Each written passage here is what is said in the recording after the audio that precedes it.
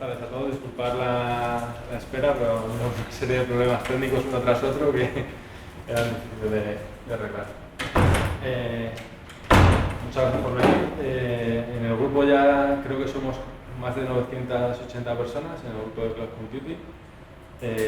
Eso hace que cada vez la gente participe más y se hagan más charlas. En el último mes creo que hemos tenido charlas casi cada semana. Y a la vez la gente que está en la comunidad cada vez propone más charlas y más eventos. Una de esas personas que nos ha propuesto una charla ha sido Gabriel Monroy, que es CTO y creador de Days, y una persona que participa activamente en las comunidades de Docker y de Kubernetes, y hoy viene a compartir la experiencia que tiene en Kubernetes con nosotros. Así que va a hacer una presentación contándonos cómo podemos trabajar mejor con Kubernetes y tiene unas demos preparadas al final. Después aprovechar y hacerle todas las preguntas que queráis.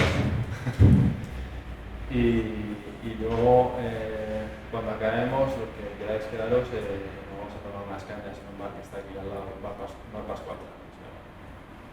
Así que os dejo con él. Hi everyone, how you doing? So, yeah, sorry for working through the technical difficulties with us. I guess my MacBook doesn't like being in Spain, and I can't figure for the life of me how to type my password on these keyboards, so I'm gonna have to brush up on that. But yeah, so thanks for coming out. We're gonna talk a little bit about Kubernetes today, and the title of this talk is "I have Kubernetes and now what?" So I'll get into more of this, but really Kubernetes, installing Kubernetes is not kind of the destination. For most people, it's the start of a journey, and that's a lot of what we do today. So I'm going to share a little bit about what we've learned. First, a little bit about me. I've been a consultant for most of my career.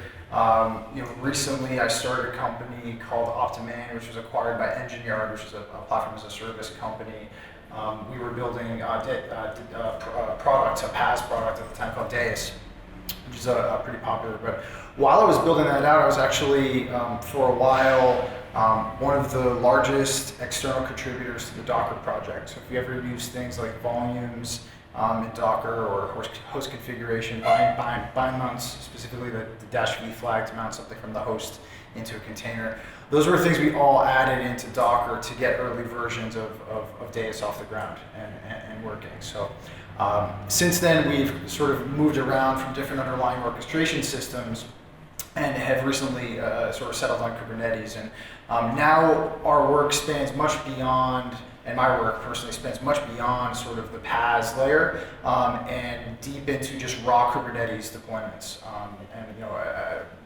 What I do most of the time is travel around, the U.S., but also Europe, working with some of the largest Kubernetes deployments in the world. So this is really what we do at Deis, is we accelerate Kubernetes adoption. And there's multiple ways that we do this. One is via services, which is something that I'm very passionate about, helping companies, going in and helping them across the finish line. And the other way is through software.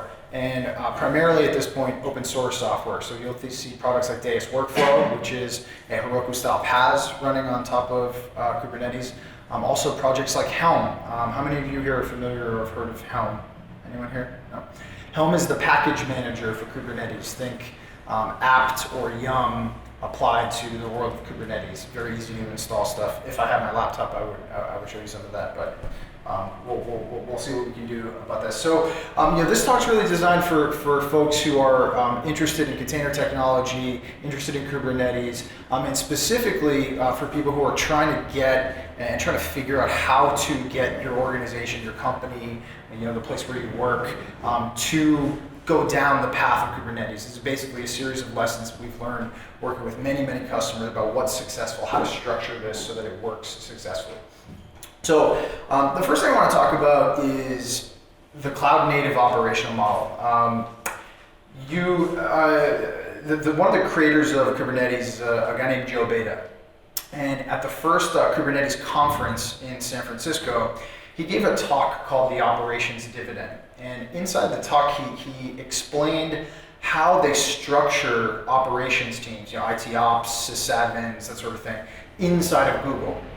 And it was very fascinating to me because the way that it's done inside Google does not look like how it looks anywhere else. And it's related to Kubernetes because Kubernetes is actually how you derive this. So let me explain a little bit how this works inside of Google. So at the bottom of the pyramid, you have infrastructure operations, right? And this is very simple. This is taking raw compute, network, storage, basically servers and racks, and then gluing those together and presenting the raw compute, network, and storage.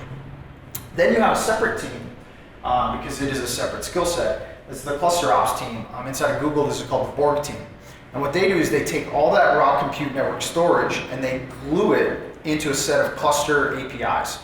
So that they can present something like Borg or something like Kubernetes, in the case of companies who are using that. And that's their job, is to manage the etcd and the Kubernetes and the upgrades and the capacity of those things, and which racks are dedicated to which workloads. There's a lot of stuff to deal with at that level.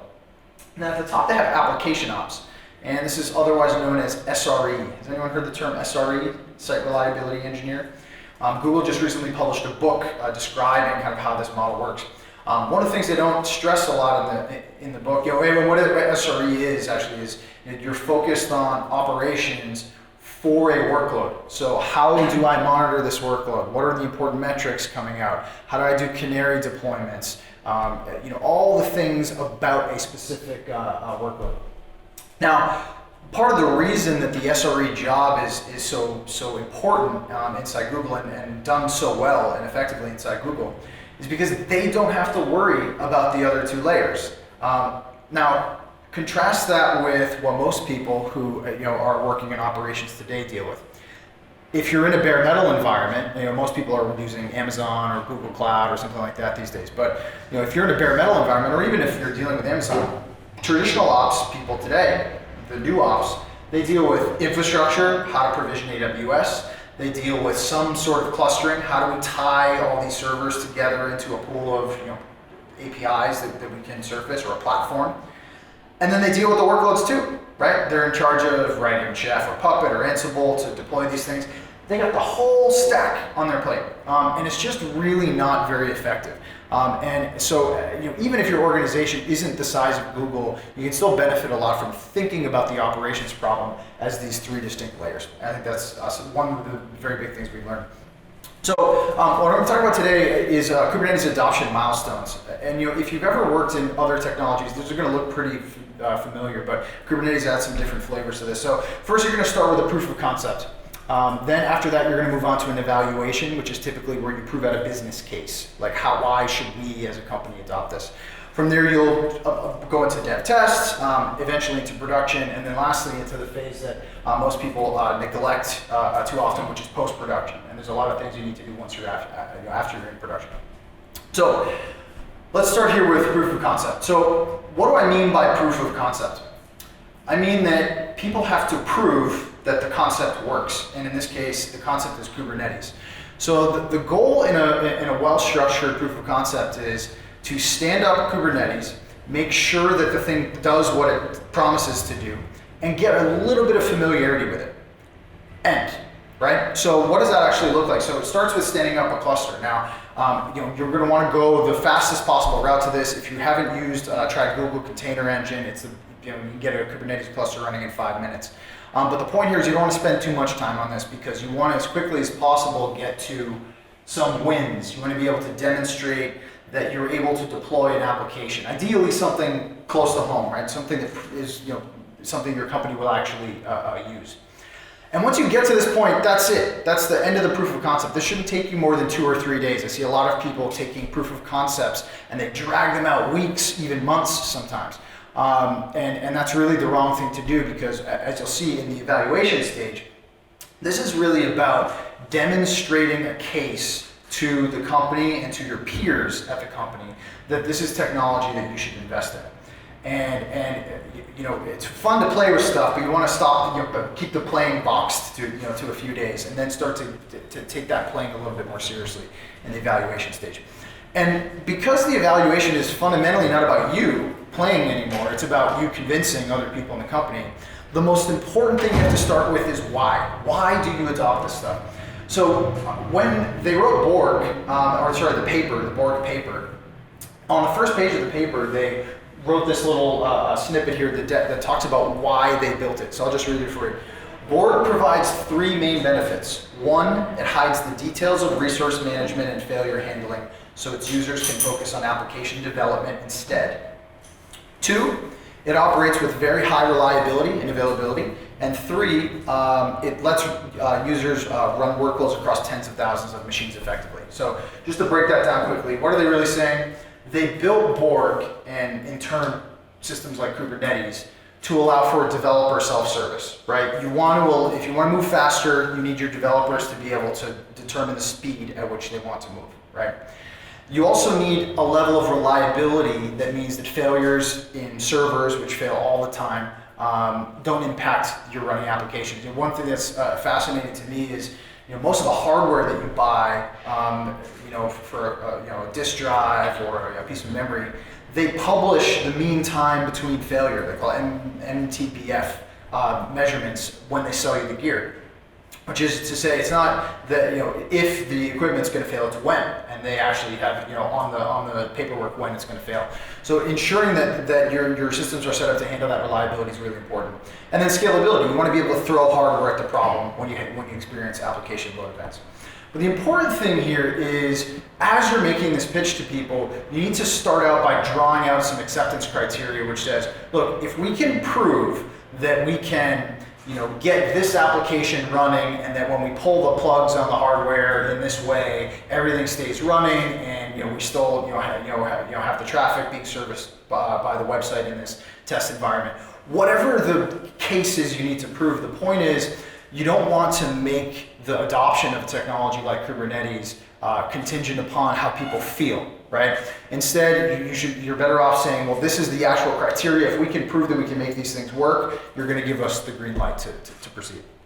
And one of the most important parts that we see people screwing up when they go do this in the wild is the workload selection. So basically, as you're running this kind of evaluation, you get to pick the workloads that are part of your acceptance criteria. Don't pick your Postgres database, right? Can you run that stuff in Kubernetes? Yes, technically you can do it. Are you going to be able to get every single failure mode and every single replication case worked out? No, you're not. You're gonna miss that. I can almost guarantee it. We've seen it many times. So start with stateless workloads. Start with very simple app tier stuff, and then gradually bring the other stuff along for the ride. So you've gotten to the point, you've convinced people, you've set up your acceptance criteria, you're past it, now you're into dev test mode. So what does that look like typically? The first thing is the cluster you stood up at the beginning, it's wrong. Trust me, it's wrong. The kube scripts or whatever thing you use to provision it, it's not what you're going to want for production. I can almost guarantee it. You're going to want to go back, because ideally this cluster is the one that you're going to go into production with. You're going to want to take a look at what are your failure domains, how many availability zones are you spread across, what is your VPC topology. I mean, all the different things that are going to be really hard to change later on down the line. You're going to want to take another look at your infrastructure. If you don't have the ability to automate a deployment of your Kubernetes cluster within, call it, 20 minutes, right? Go from nothing to a fully provisioned Kubernetes in 20 minutes. I'd argue you're not ready. You're not ready yet for dev test. You need to get your cluster stand-up automation to a certain point.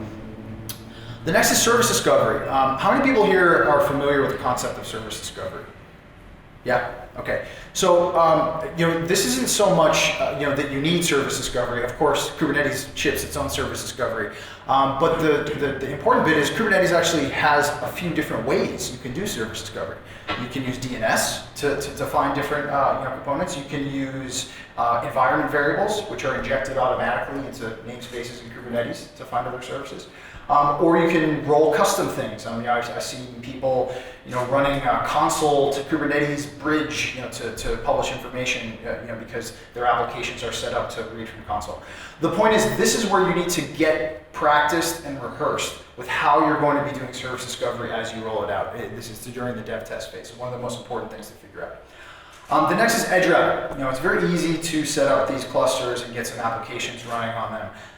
The internet, though, is full of scary bad actors and people probing your network and OpenSSL vulnerabilities. I think there was a new one published like yesterday or today.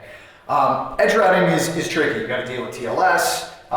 This is where things get tough. Now, one of the dreams back in the U.S. we have some laws around healthcare and credit card processing compliance.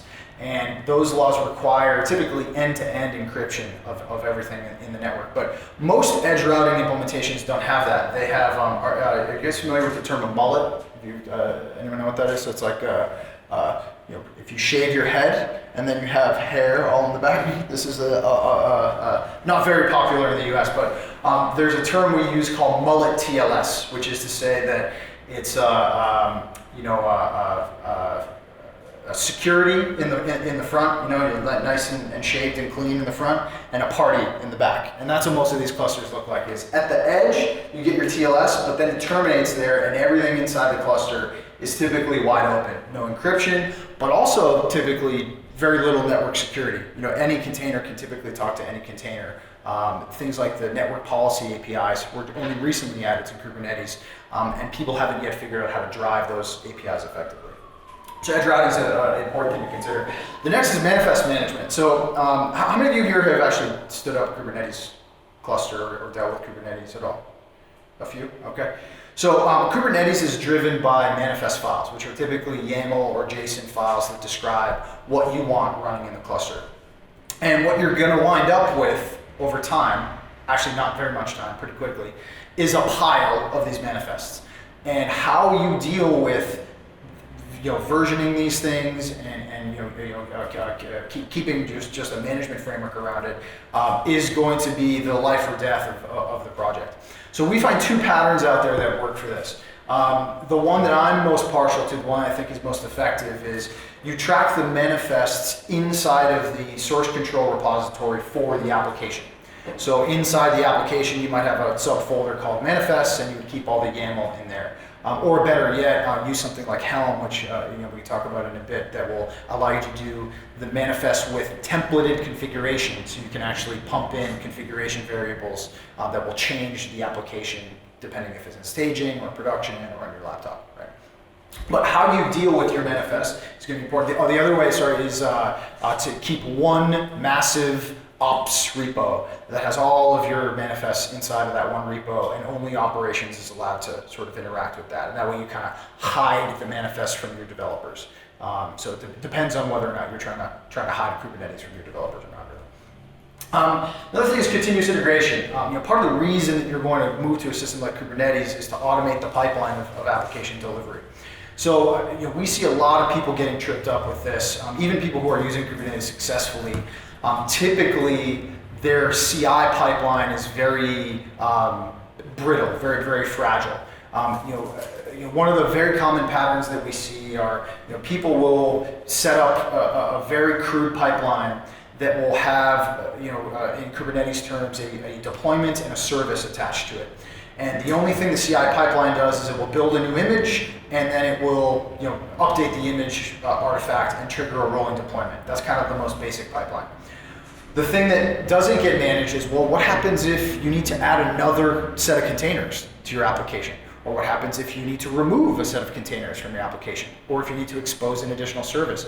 The point is there's a series of manifests, a group of manifests that are associated with an application. And it's very difficult to manage those effectively without something like Helm in the mix.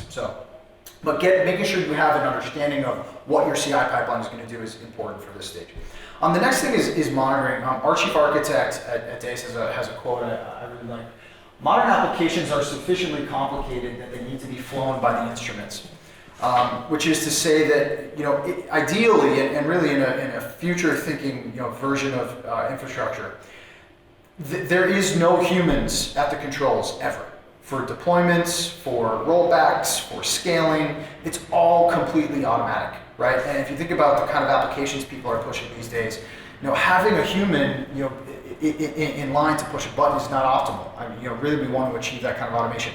But you can't do it if you don't have the telemetry and the metrics coming off of your workloads. So you need to make sure you're instrumenting things like business metrics, requests per second, whatever the metrics are that matter to your applications. Make sure you're monitoring those and sending those off to some time series database, which can also, by the way, be used to drive things like autoscalers and stuff like that in the future. Okay, so that's pretty much it for your dev test. At this point, you're getting ready to go into production. So right before you go into production, what are you going to need to do? Well, one of the first things you're going to need to do is figure out upgrades. I'm not talking about upgrades of your applications. I'm talking about upgrading Kubernetes itself. I deal with some of the largest Kubernetes deployments in the world, and I can tell you that I have not seen one Kubernetes cluster that has automated upgrades. Not one. Which is crazy, right? Because who would have thought? Well, instead, what I actually see are people doing A/B clusters, which is to say they'll have an entire cluster and then they'll have an entire separate cluster. They'll just hard flip the switch over to a different cluster. If they want to do an in-place upgrade, maybe they'll do in-place. Maybe they'll just blow the whole thing away and rebuild it from scratch. You see a lot of that, especially in public cloud environments. It doesn't matter what you do. I mean, I think it's sad that we don't have automated in-place upgrades for this stuff yet, personally. But figuring out how you're going to handle an upgrade when Kubernetes 1.4 comes out ends up becoming really important. The next is security. So security in environments like Kubernetes is kind of a mixed blessing. So on the one hand, containers do a lot to improve security, right? The ability to share a host kernel now and separate workloads. C groups allow you to isolate memory and CPU. Things like newer additions in the Docker runtime, like seccomp filtering. How many of you are familiar with the concept of a system call, right? You can actually filter system calls now, so that it used to be that a few months ago or before seccomp filtering was added, you could run a container and it was properly isolated on the box. But if you sent a reboot command, it would reboot the whole system, right? Because the reboot syscall wasn't filtered, right? So these are things, the container runtime security is getting much, much better very, very quickly. It's mixed though, because on the networking side, it's still kind of a mess, right? So if you think about most clusters that are running, not just Kubernetes, but Mesos, ECS, any of these container technologies, typically on the networking side, all the containers can talk to all the other containers as long as they can find each other. And with people typically rolling service discovery, it's not that hard to find other containers on the system. So now what happens is you have, where traditionally you would have like your application and your database for that application just one-to-one and talking to each other, and you draw a network firewall around that thing. Now you have application database, and any application can talk to any database, right? And this is just sort of standard. So kind of a mixed blessing, but there are a lot of improvements that are on the way. Network policy APIs that I discussed are one of them. So this flower here is called a Columbine flower, and it's from my home state in Colorado in the United States. And I love it. It's a beautiful flower. It's very delicate, and it only comes out in June, for a few weeks, every year typically. But it's very delicate. Like if you touch the things, it'll just collapse, right? And that's a lot how I feel about etcd especially after operating etcd in production for a while. Beautiful system, right? But very fragile, right? Put the thing in an auto-scaling group in Amazon, and you're going to regret it, right? So there's lots of different ways this thing can fail. We actually spend, when we do consulting engagements, typically we spend, about like 30% of the time, or maybe a little less, but a big chunk of time on etcd and making sure we've tested every single failure mode of etcd and all the different ways you can blow your foot off with this thing. So this is, before you go into production, you need to make sure that you've done your diligence doing failure mode testing. Because if you're going to get woken up at 3 a.m. because your Kubernetes cluster is down, it's probably going to be because of this, right? Good chance. So speaking of which, high availability. I mentioned before, one of the best practices that we find in the field today, because people. All right, so if you've been running Kubernetes long enough, one of the things you'll find is that upgrading from one version to the next version hasn't been as seamless as we would all have hoped, right? So we have many customers who, in the 1.3 series, upgraded from 1.3.4 to 1.3.5 to 1.3.6 to 1.3.7, and their applications ended up breaking, even though they were technically assembler patch release, and nothing should have broken, stuff broke. And so what happened is people stopped trusting the Kubernetes control plane, right? Can you blame them? If you upgraded a patch release and the damn thing broke, your apps? No, that's what you gotta do. So what people have done is they've, like I said, separated entire clusters. So you'll have, instead of like one big Kubernetes cluster, which is kind of the promise of these systems, one big cluster to rule them all, you have a dev cluster, staging cluster, a production cluster. Maybe if you're in a large company, you have division 1's dev cluster, staging cluster, product cluster. Division 2's dev, staging, product, and repeating over and over again. Again, this was not the idea, but this is what the high availability requirements demanded of the situation. So you want to make sure that you do the kind of availability testing where you pull every plug that can be pulled. And the way we typically do it in our engagements is we will we have a spreadsheet that has every different failure mode, depending on the environment. And then we say, if we pull this plug, what is the expected result? So if we kill the etcd leader, we expect that a new election is going to happen in etcd, and the new leader will be promoted, and that's it, right? And everything stays running, right? So that's the expected result. And then there's the actual result, which you find out from when you actually go pull the plug and figure this stuff out. And making sure that there's no gap between what your expected and your actual was is a pretty important exercise to run. Eventually, your Kubernetes cluster in production is going to look like that bridge, right? It's not a matter of if, it's a matter of when. So the important thing is making sure that you have the plans in place that are going to allow you to recover and build everything back, not just the Kubernetes cluster, but restoring all your applications and workloads in the state they were. Or maybe you have a hot standby cluster. That's a thing that we see some of the some of our customers doing as well. The important part is just make sure you have your DR plan in place before you flip the switch to going to production, because this is how people lose their jobs. I've seen it. I've worked in ops for about 20 years, and this is not something to trifle with. And the last thing I want to talk about before we go on is post-production. So I deal with lots of companies who get like a couple of workloads into production with Kubernetes or Docker Swarm or Mesos or whatever it is, and then they stop. And it never gets out of one division or one little silo, group inside the company. And there's a reason for that. So these systems require active sales and evangelism inside your company. If you don't do that, then what will happen is, the knowledge about how the system works will be retained by a very small number of people. And those people will end up wandering off to go do the next project. And there will be no one to work on convincing other people that this is really the right way to move their workloads and the right way to institute this. So it requires an active effort, and what that looks like will depend. In some cases you'll have operations people kind of parachuting into different software teams and teaching them the ropes and making sure they're comfortable and then moving on. In other companies, they can get away with, hey, all you developers, every app now goes onto Kubernetes. This is the law, and that sometimes works. But it doesn't matter what it is, you have to just make sure that you're dealing with inside sales. But after, the thing that we found to be most effective actually is to let the market, and by the market I mean the market inside the company, decide. Here's what I mean by that.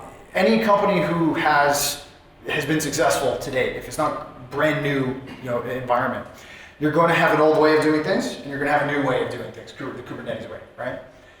And the best way to do this is to keep both, right, for a long time. And what you do is you tell everyone, hey, look, the new environment is over here. It offers these benefits. The developers can move faster. You get to use this new cool container, this new Docker stuff. It's going to be a lot of fun. But you let the developers decide when the workloads are fit for either direction. If you don't do that, if you do the top-down dictate version of this, it ends up not working in my experience, and people end up resenting it, and they don't understand why they need to learn all this stuff, and it ends up being a big problem. So I strongly recommend standing up the new environment and letting the people inside the company decide. So thank you. That's it. That's all I have for my talk. I was going to go through some demos, but I don't have those demos. So instead, what we're going to do is I'm going to hope that you have brought your questions here. So Normally, I bill out at a pretty expensive rate, right? So here's your chance to ask any questions you want for free, right? So no, I'm serious. So anything about Docker, Kubernetes, I mean, web application trends, really anything. Love to hear your questions. Yes. Thank you for your talk. I was wondering your opinion about the recent shift that has turned, because Docker has shipped their own orchestrator Swarm built into the product, and now Kubernetes is shifting and making some approaches with Red Hat for seeking another engine different than Docker, for example the OCID. So it seems that there's a war for orchestration nowadays. What's your opinion, your view on this war? Okay, go with the tough questions first, I guess. Okay, so first of all, Solomon is a good friend of mine, and I've been talking with him pretty much nonstop since some of this stuff started happening.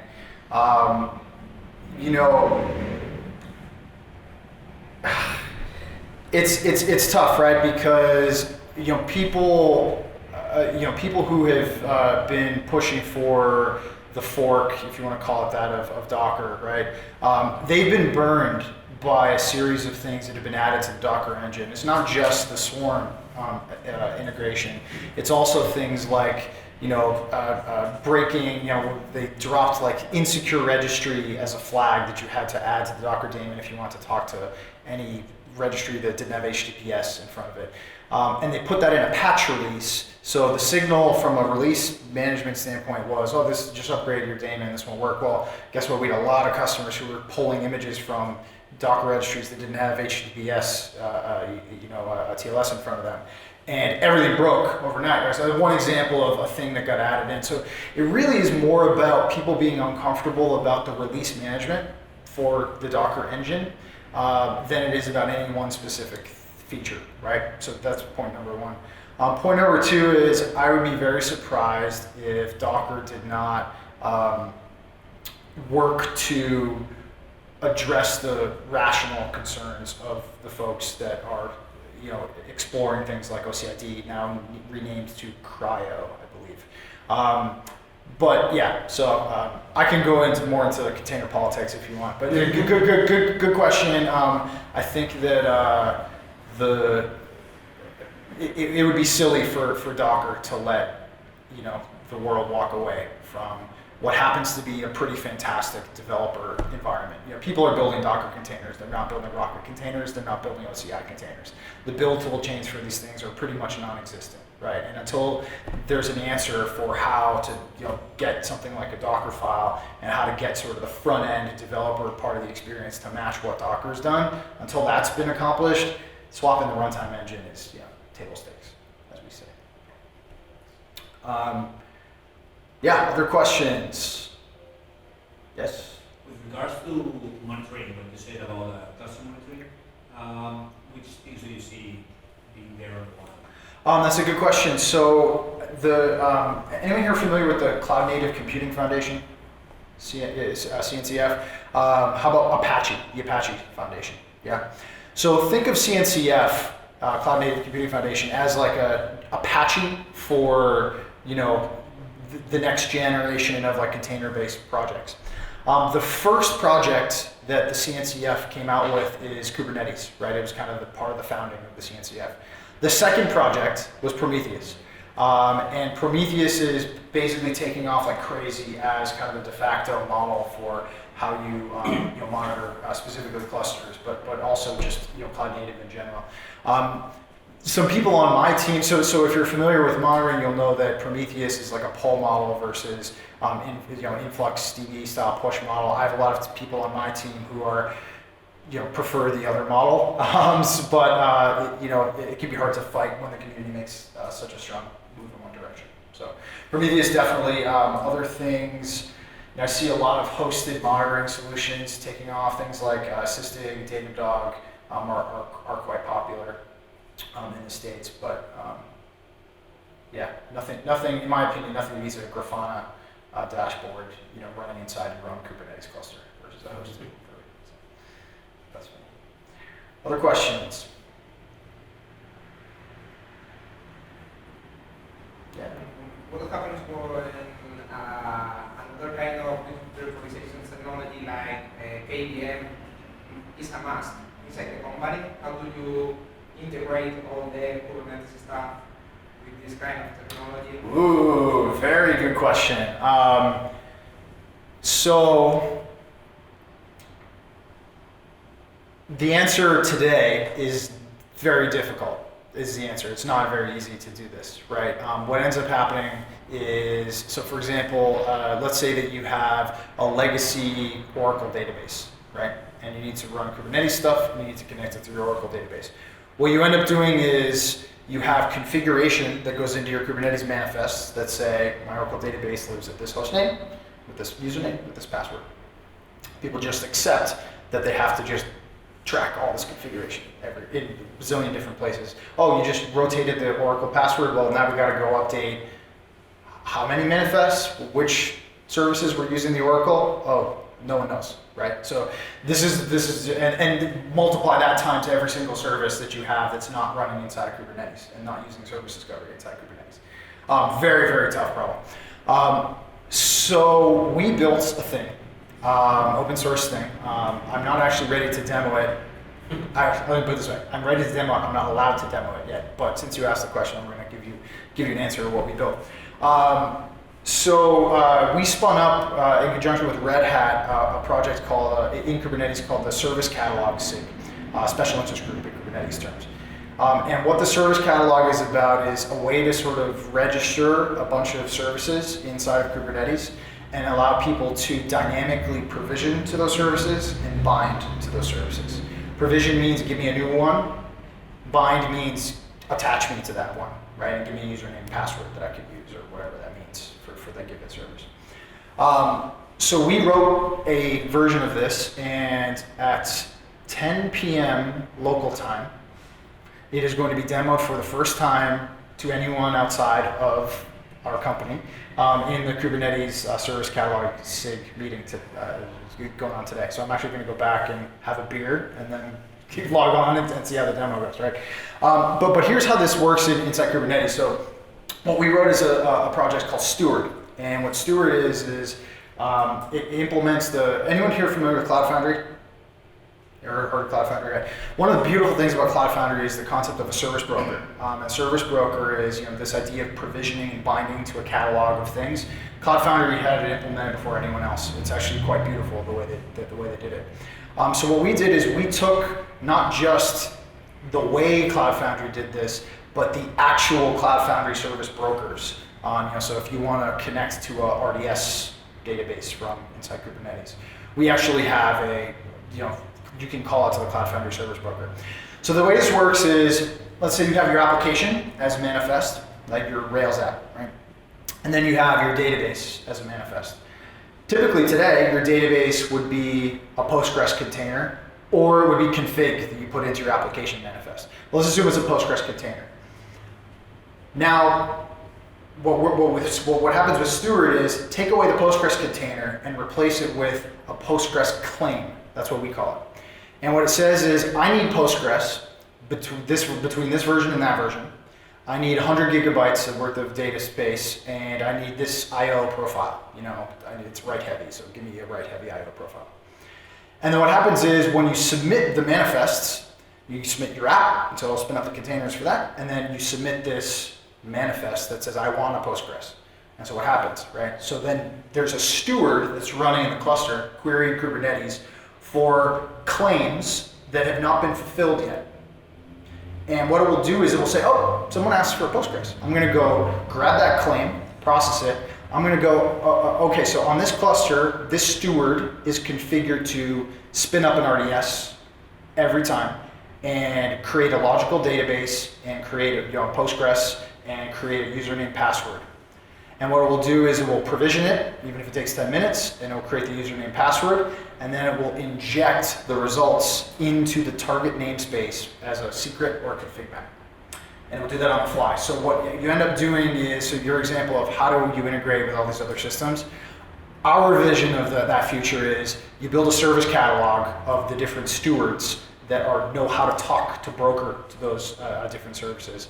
And then you tell your developers to write claims on services and use what we call service by reference instead of service by concrete implementation. Really, really long answer, but we got some time, right?